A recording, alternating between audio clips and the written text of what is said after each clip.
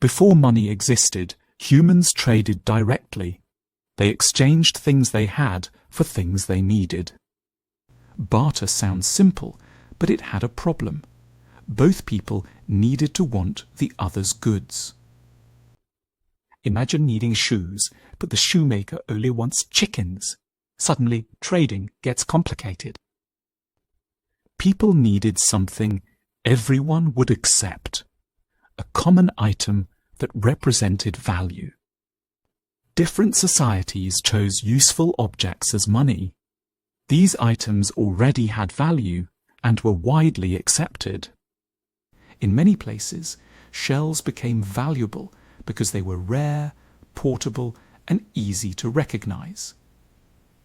Salt was valuable because everyone needed it, making it a useful form of payment. Some societies measured wealth using animals. Cattle became walking examples of stored value.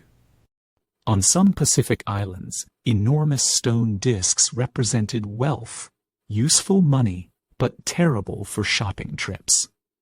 People wanted money that was smaller, easier to carry, and the same value everywhere.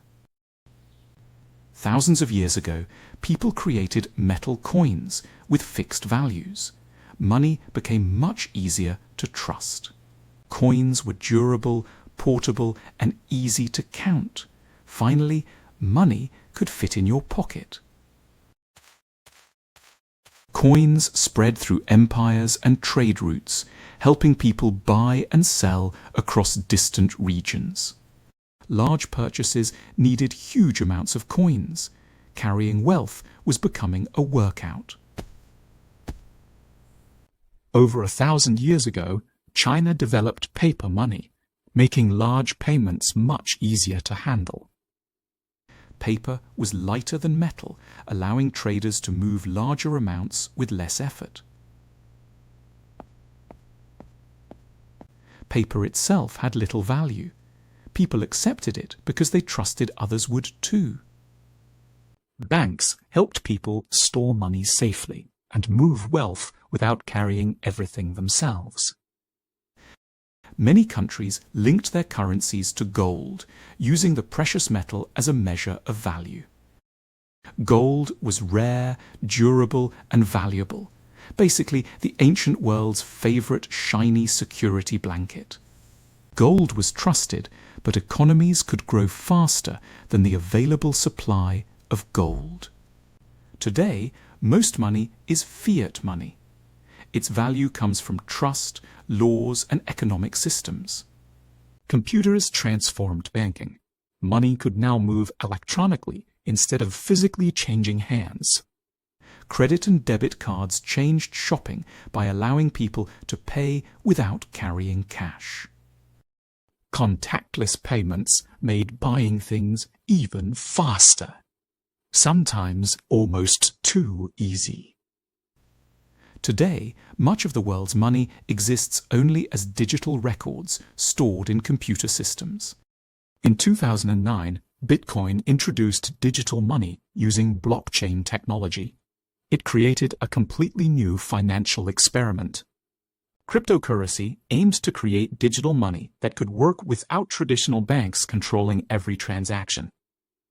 Blockchain works like a shared record book, where many computers verify the same information together. Some people saw cryptocurrency as the future of money and financial freedom.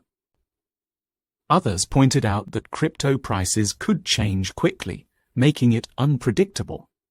Today, smartphones can hold payment tools, replacing traditional wallets for many people. Modern payments can travel around the world in seconds. Money has become incredibly fast. Future money may include smarter digital currencies, faster payments, and new ways to exchange value. Money has changed from objects to coins to paper to digital records stored around the world. We invented money to make life easier. Somehow, we still argue about who owes dinner. From shells to smartphones, money reflects human creativity. The next chapter of money is still being written.